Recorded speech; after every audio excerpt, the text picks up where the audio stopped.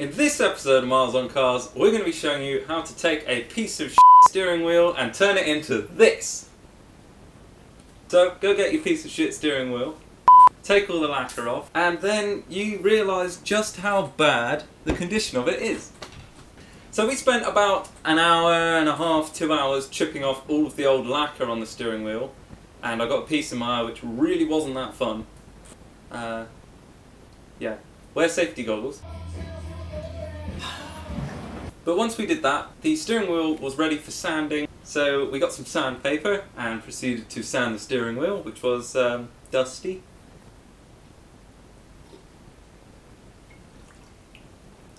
There were also a few cracks which, need repairing. It's a steering wheel.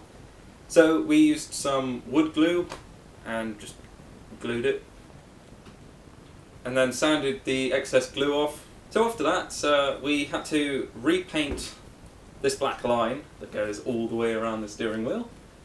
First thought was, well, let's just shove it on the race car's steering column, put a paintbrush against it and, spin it round, get the line painted all the way around.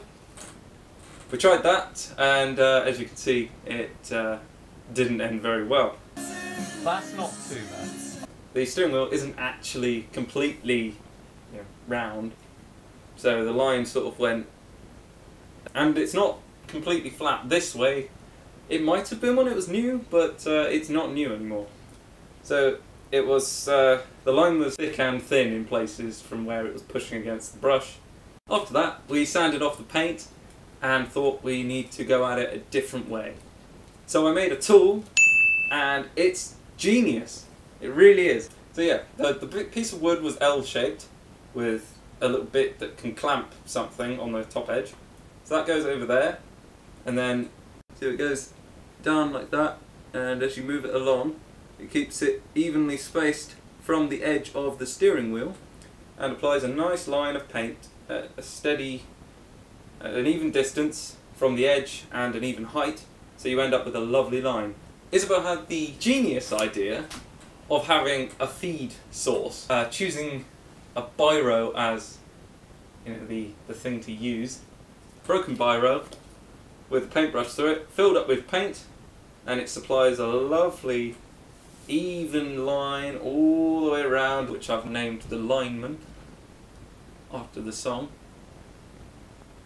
the Wichita Lineman. And you end up with this. But yeah, this without the lacquer on, and everything's ready for lacquering. We're going to try and copy what the factory did at Nardi, which is rotate the steering wheel and dip it into the lacquer so it just picks it up and dries. Seems simple enough, so we're going to give that a go, and hopefully it ends up looking like new.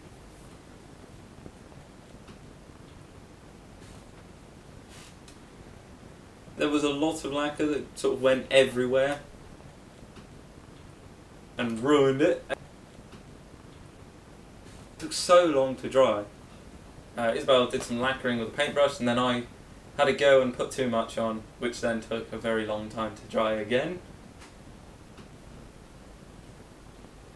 Look at that! Looking really good. It does need a bit more sanding and a good polish. So, not bad for a home job. I'm really happy with this result, even though it does have a few hairs in it and a few bumps which do still need sanding off and polishing. So that's going to look very nice on the Mazda. So if you have any more questions about how we did this, or if you want any tips on how not to do this, then leave a comment below. If you enjoyed this video or found it helpful or anything, then like or something. Thanks for watching. I am a lineman for the county, and I drive the mail.